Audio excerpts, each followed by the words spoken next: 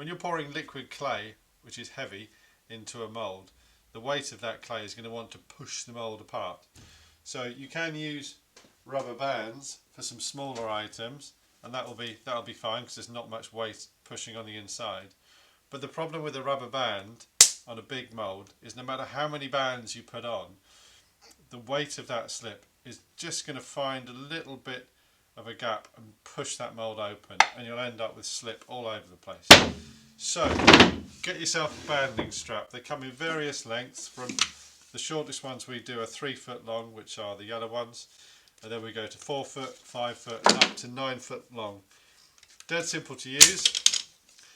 You need when you're putting it on, keep the printed side facing out, so the unprinted side goes flush to the mould.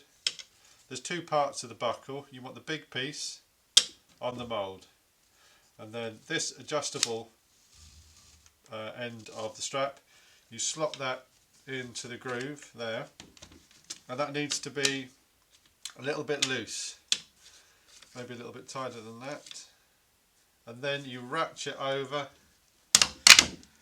the buckle, and that makes it super tight, and that is then ready to cast, and that will not come apart. This mould we're just using one, that's more than enough. Bigger moulds you could put a couple on.